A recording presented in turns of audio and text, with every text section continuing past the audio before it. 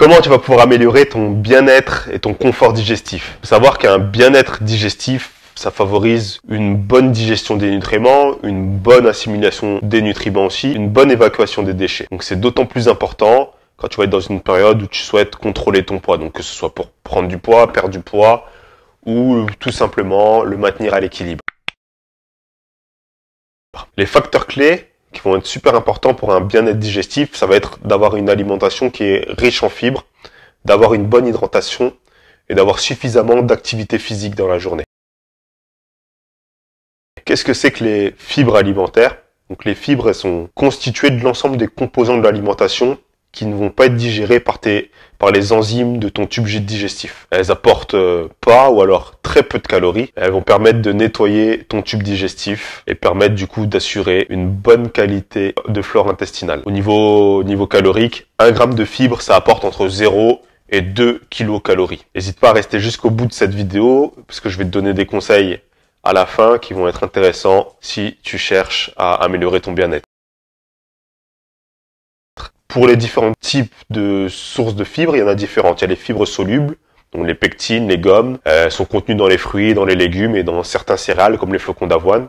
Et il y a les fibres insolubles, donc la cellulose, la lignine, qui elles sont contenues dans des produits type céréaliers, le son de blé, les légumes secs aussi, les légumes en feuilles comme les épinards ou la salade. Les produits céréaliers sont les principales sources de fibres dans les pays industrialisés. Plus les céréales sont raffinées, pour de la farine blanche, moins la teneur en fibres va être importante. Donc il faut faire attention à varier les types de farine que vous utilisez, farine complète, farine plus raffinée aussi pour vos préparations.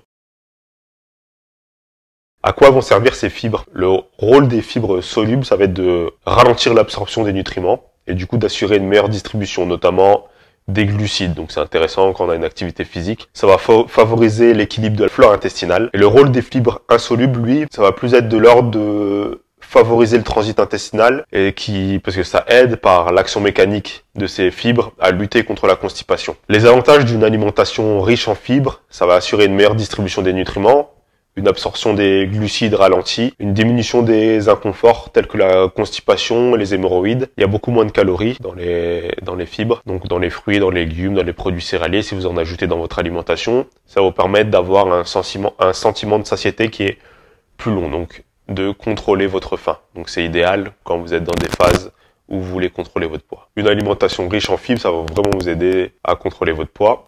Il est recommandé de consommer entre 25 et 30 grammes de fibres par jour. Et l'apport moyen constaté en France, il est aux alentours de 17 à 18%. Donc on est à peine à un peu plus de la moitié. C'est quelque chose sur lequel il faut vraiment faire attention à augmenter ses apports en fibres. Et on est les premiers à consommer plus de sel, plus de sucre ou autre. Mais les fibres, on est les derniers alors que c'est essentiel.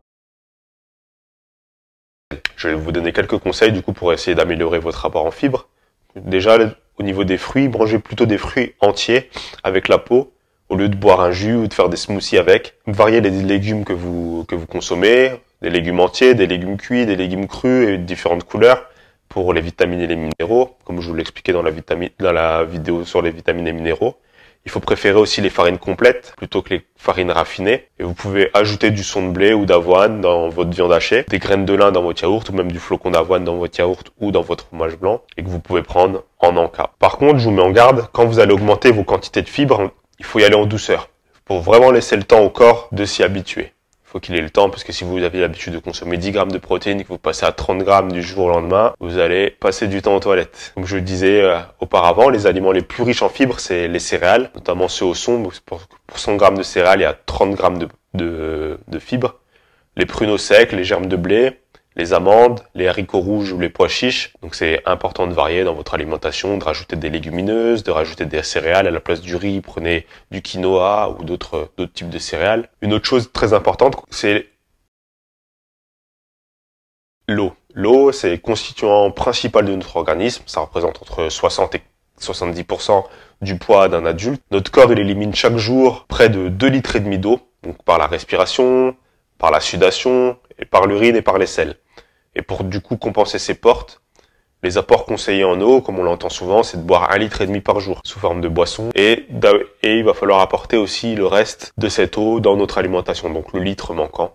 il va falloir l'apporter dans notre alimentation. Bien s'hydrater tout au long de la journée, ça va agir sur plusieurs facteurs. Ça va aider l'élimination des déchets, donc ça va assurer l'élimination des déchets, ça va aider à lutter contre la constipation, ça va permettre de nourrir et d'hydrater vos cellules. Ça va aussi vous aider à réguler la température corporelle. Et comme vous le savez maintenant, 1% de déshydratation, c'est 10% de vos capacités physiques et mentales qui vont décliner. Donc du coup, c'est super important de toujours bien s'hydrater.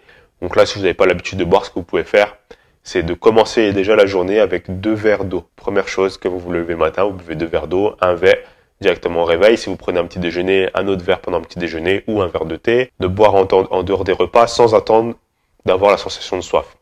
Parce que dès que vous avez la sensation de soif, c'est que c'est souvent trop tard, vous êtes déjà déshydraté. Et varier les plaisirs aussi, de l'eau plate, de l'eau pétillante, de l'eau fraîche, des infusions, du thé, des bouillons de légumes aussi, même s'il est recommandé de manger les légumes entiers, mais des bouillons de légumes pour varier un petit peu de temps en temps. Essayez d'avoir toujours de l'eau à disposition.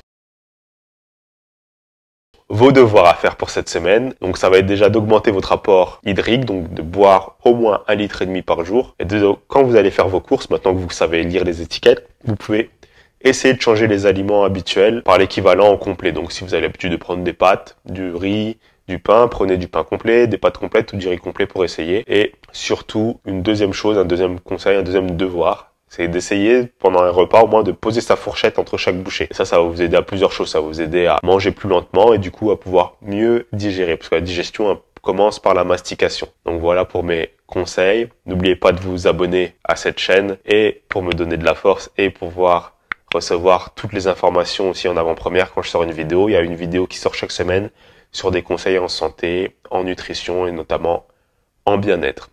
Donc vous connaissez la devise, deviens le champion de ta vie. À toi de jouer.